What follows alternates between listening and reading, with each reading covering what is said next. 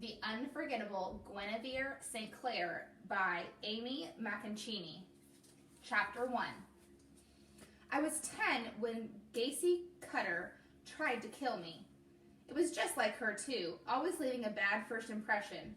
Her idea of a welcome wagon came in the middle of July, during my first Iowa heat wave, which was as hot as you know what. My little sister Biddy and I were minding our own beeswax, walking past one corn row after another to get a look at our new school and the playground's famed red rocket slide. I had my fingers crossed that it was totally wicked. We stayed off the main road, walking along the bank of Crow River, where it was cooler and somehow felt safer.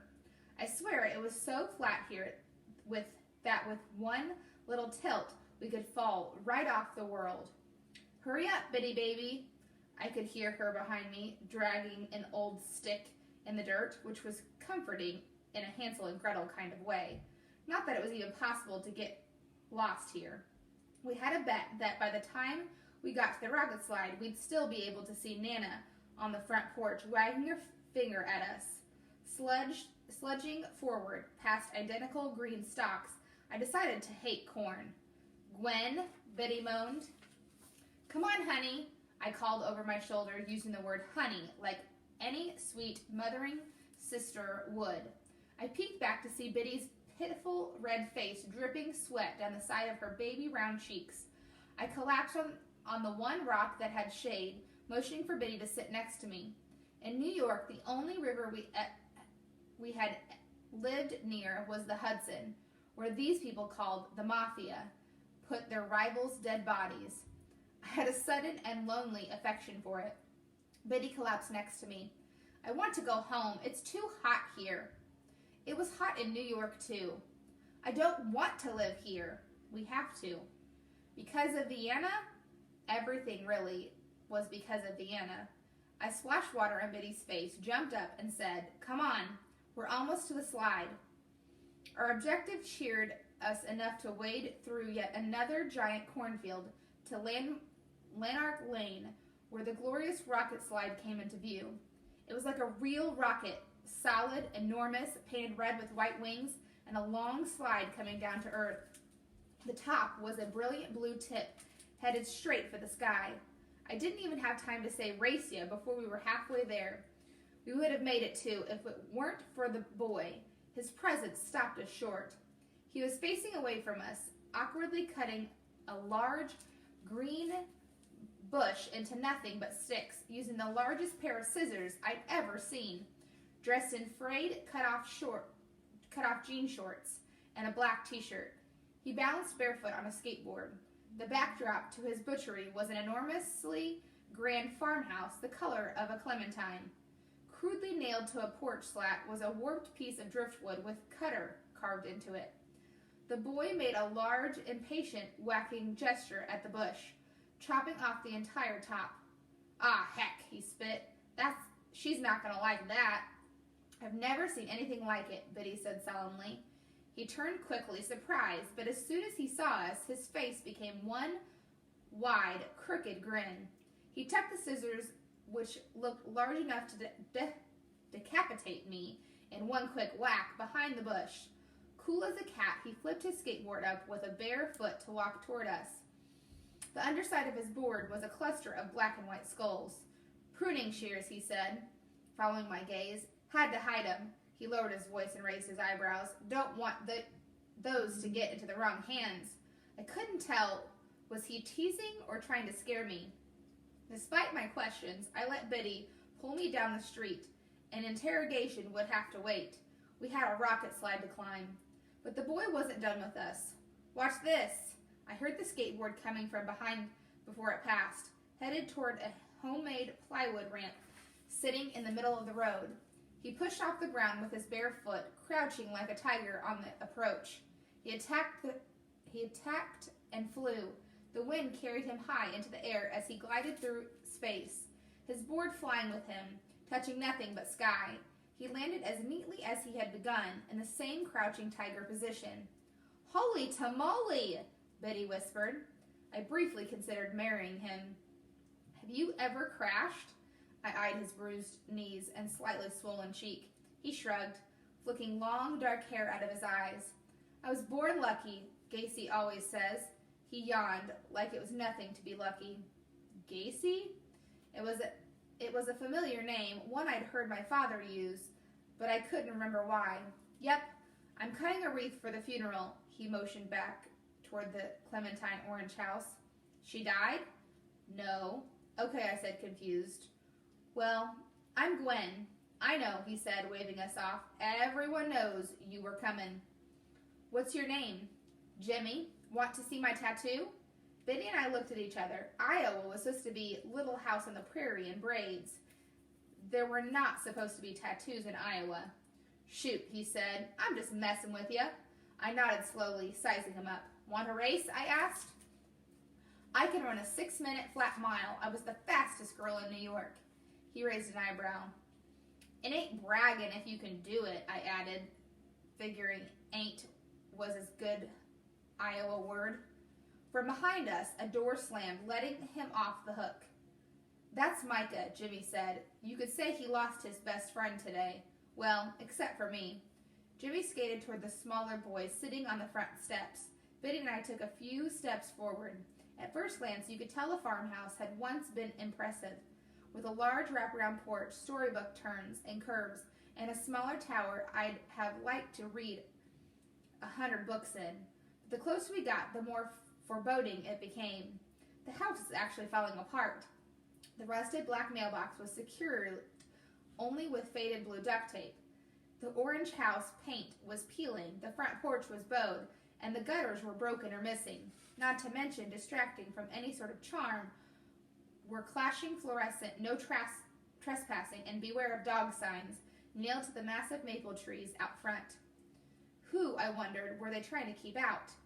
Jimmy was the first human we'd seen in a mile. Rapunzel, Biddy whispered, looking upward at the small tower. The boy Micah kept his head down as we approached. He was real skinny, and his white hair was almost completely buzzed. His legs were pale, chicken-like, sticking out of bright pink shorts, and never before had I seen a boy wear sparkling, silver, curly shoelaces. I instantly adored them. Hey, Micah, Jimmy called, awing over a small troll statue. Look who I found. Micah looked up, his teary eyes magnified behind thick brown eyeglasses. He stood and wiped his nose. Hi, you can come too. She's waiting. Jimmy followed Micah toward the backyard. Who's waiting? Where are we going? I called out. To bury Jose, Jimmy said. Far too curious to leave now, I pulled Biddy along. Come on, I whispered. There might be snacks. Whoever lived in the Clementine house was far more interested in flowers than paint and gutters. The backyard looked like a New York art exhibit with splashes of pink, purple, and yellow flowers everywhere. The sunflowers, not quite opened, nodded and beckoned us forward. Vienna would love these, I murmured with a slight pang, stopping to inhale a black-eyed Susan. I was so engulfed that I barely noticed a loud honking noise off in the distance. Beware, Micah said, looking around, of the goose. Actually, Jimmy cackled, Gacy is who you need to watch out for. But who is Gacy? This actually was the question I would forever be asking. Jimmy smiled wickedly over his shoulder, then motioned to a long wooden box that sat against the house. Gacy's coffin, he said. Commissioned last month because she can't fit in a regular one. I raised my eyebrows, just in case things happen. Honk, went the goose. Jimmy motioned me forward. Far out in the fields was a man moving slowly on a blue tractor. I wiped the sweat from my forehead. My watch read 8:42 a.m. It's so hot, I breathed. Heck of a hot spell, an enunciated voice said behind me. Bless me. Which is why morning burials are preferable to afternoon burials. I jumped as Biddy clung to my backside. A giant woman had materialized from nowhere. She was enormously tall, as if she had dinosaur bones. Her muscles were large on top, but sagged on the bottom, like there was too much person to fill. Following close behind her was a beautiful white goose. I stepped forward to pet it, but the goose let out a terrifying honk. "Stay," the giant woman said, giving me a fierce look.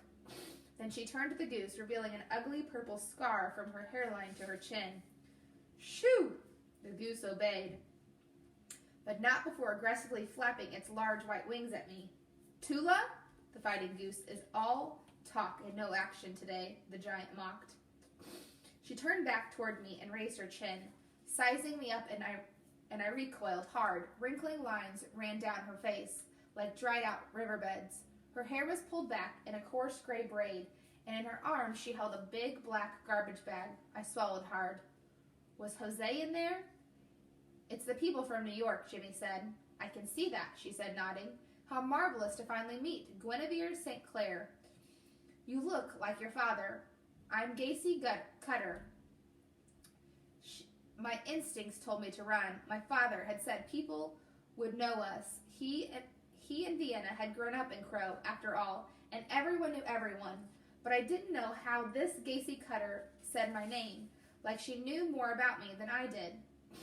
A large drop of sweat hung precariously from her upper lip, and I licked my own lips as it fell, hitting the bag with an audible smack. Biddy decided to make her appearance by peeking out from behind me. Gacy startled and staggered sideways, the black garbage bag tilting toward me. I felt a great chill hit the center of my chest as a tiny sliver of black hair flipped out under the plastic. Gacy stared at Biddy, looking like she was seeing a ghost. "Well," she whispered, "aren't you the spitting image?" It was true. I knew from pictures that Biddy was our mother, Vienna, many, many years ago. I impatiently took Biddy's fingers out of her mouth, and she ducked behind me once more. "Does she talk?" Gacy said, delighted. "Yes," I said indignantly. "Wonderful. And so our adventure begins. Now, without further dilatoriness, shovels?" I hesitated, holding my sister back. There were clearly no snacks. We should have never deviated from our rocket slide plan. But Micah and Jimmy followed Gacy toward the cornfield next to the river. Georgia Pale, New York, prosecuting attorney, and my father's dental patient, knew I wanted to be a lawyer more than anything. She had given me a gift when we left New York. The law A to Z accessory was letter A. Somebody who aids somebody else to commit a crime or avoid arrest, but does not participate in the crime itself. This woman was holding a dead body and walking off into a cornfield, and I was letting her. Could it be a crime? The thought was both terrible and thrilling. I was only 10 and about to become an accessory. Was it possible to be disbarred before I even got into law school? Alas, curiosity has always been my weakness, and 10 seconds later, we two were marching in the funeral procession, mourning Jose. We stopped abruptly while Gacy adjusted the weight in her arms. This is a solemn occasion for the Cutter family and Jimmy Quintel, who, for all intents and purposes, is a Cutter, she breathed heavily. An important member of the family has passed on through the great veil that separates us from the heavenly beings. Micah kicked a rock. Gacy fixed her eyes fiercely on him. "We've got to channel the Lord, boy. We've got to talk with him. Let the Spirit move you." She inhaled deeply and closed her eyes. I watched in fascination, having no experience with watching someone channel the Lord before. Jimmy smirked, his eyes tightly shut, except for a slit, to watch me. I bowed my head and nudged Biddy to do the same. Slowly and deliberately, Gacy's voice became a low-pitched force. "Lord, death comes to us all. It comes to us all, and we thank thee for the life thou gives us, either big or small." Gacy hefted the bag high in the air like an Amazon warrior. "We offer thy faithful servant unto thee, commanding his spirit into your keeping. We ask for your great and magnificent mercy, as thy servant did the best he could in the body he was given. And Lord," her voice suddenly broke. I peeked under my eyelids, grudgingly delighted by such a performance. Did she say servant? They were burying their servant in the backyard? "Lord," she cried. Jose was well loved. Yes, he was. Hallelujah. Gacy nodded, wiped her nose on her shoulder, and grunted like a pig. though hygiene and breath had much to be desired. Amen, opening her eyes. She looked around our small circle. Final thoughts and tributes? Dude, Jimmy said. Remember that time he ate that nasty baby diaper? What? I interrupted. Baby diapers? Speculation on Jimmy's part, Gacy said. My palms were now noticeably damp, my feet stuck like concrete to the ground. Questions peppered my brain. Baby diapers, a servant, a secretive backyard burial? They didn't look like the kind of people who had servants. Why couldn't Jose be buried in a normal cemetery? Then again, I was in a new town. Maybe this was an Iowa thing. Heavy, Gacy groaned, lowering the bag. It shuddered dead weight on the ground. She clapped her large hands together and looked at us expectantly. 6 feet is ideal. With only 2 shovels, we took turns and were immediately drenched with perspiration. How far is 6 feet? I panted. About as tall as I am. My eyes went from Gacy's knees to her bulging waistline, to her broad shoulders, and finally up to her face. We'd be digging until next week. As if she could read my mind, she responded saltily by saying, but 3 will suffice. I said, how did Jose die? In his sleep, Gacy said. It was his time. He was suffering, somewhat mollified. I dug my shovel into the hole, the long handle awkward in my skinny arms. Then again, he could have been poisoned, Gacy said. He was always eating something out of the trash. That diaper, Jimmy began. Enough, Gacy said. She tapped the side of her head, close to her long scar. Jose wasn't the sharpest knife in the drawer, but he was a faithful companion to his family. She took the shovel from Micah and launched a huge chunk of earth over her shoulder with such force that I startled and fell over.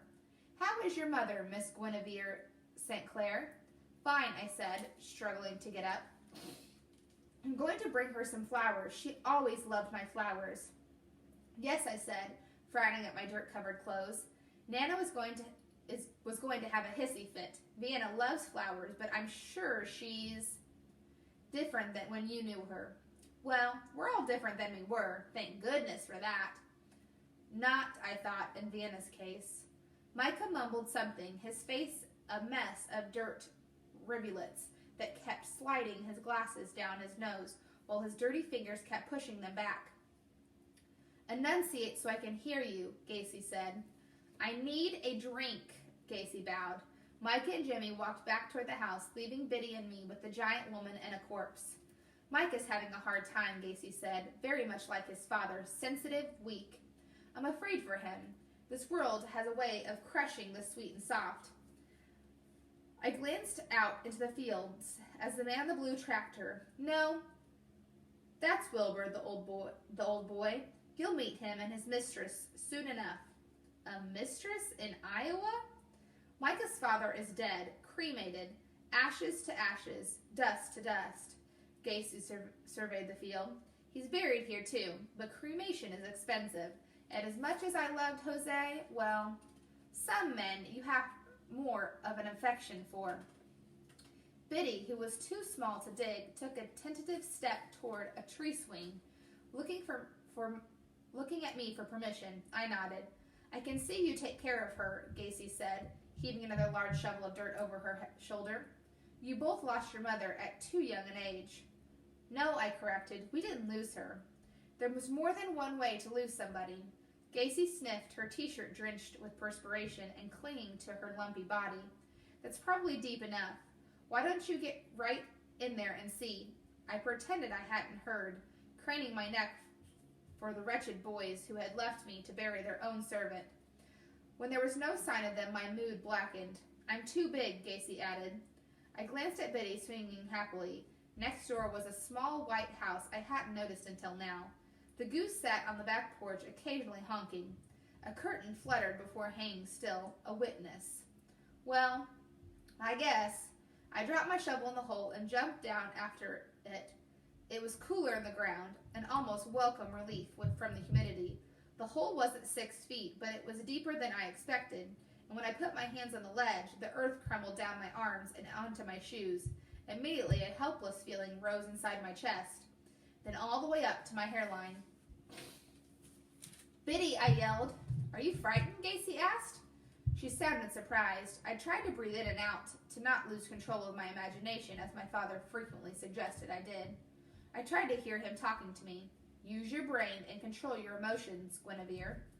I jumped up to climb out, but my attempt only brought me more dirt down. I could see nothing except for Gacy's looming face. Her teeth suddenly looked like yellow fangs. My hands began to shake. I opened my mouth, but no words came out. My hands were clammy, almost numb, and then Gacy began to unwrap the bag. Did she mean to put it in the grave with me? I'd be buried alive? I pressed my eyes tight. My breathing became shorter. Guinevere, act. I forced my face upward. Gacy had stopped unwrapping and was looking down at me, a curious look on her face, almost as if she was amused by my last moments of life. I could see the body poking out of the bag. Black hair, thick, unruly, snarled black hair, matted and wet, the smell of fresh death. My voice came. I screamed while Gacy hovered above, ready to bury me alive and top me off with a dead servant. My screams gave me the adrenaline to lunge upward, clawing savagely with my fingernails as the cold dirt poured down my neck and under my clothes. I hung to the ledge as Gacy got down on her hands and knees. Help, I whispered. Guinevere, she said, you don't need my help. I fell back in the grave. Dirt fell on my cheeks and microscopic dust entered my eyes and nose, making me cough. The moments of my life flashed before me. Vienna teaching me how to play patty cake. My father's smile and Biddy. I had to save my Biddy before Gacy turned on her next. With an unknown strength, I jumped up and grabbed the grass above me. Using my feet and knees, I pulled myself up and away from the devil woman. If she had tried to touch me, I would have bitten her hand off. And blessed Biddy, she was running toward me, Micah and Jimmy close behind. What's the matter? Micah asked, out of breath. Worthless, I screamed. They looked at one another, baffled by my outburst, and then Gacy did the oddest thing. She clapped, delighted. Grabbing Biddy's hand, we ran the entire mile back home on the dirt road of Lanark Lane, not stopping until we were panting and crying on Nana's front yard behind the prim white picket fence. We will never go back there, Biddy. Never. We didn't see my school or the rocket slide, she wailed. Biddy, hush now. I'll take you tomorrow. We lay back, looking up at the light blue Iowa sky. We'll never go back, was the phrase I uttered over and over. We'll never go back. That wicked Gacy Cutter was right about one thing. I didn't need her help, nor would I ever ask for it. Not as long as I lived and breathed. We lay on the grass until Nana called us in for lunch. By that time, my mood had decidedly changed for the better for two reasons. One, I had always longed for an archenemy, and two, I was certain I'd just beaten my New York 6-minute flat mile record.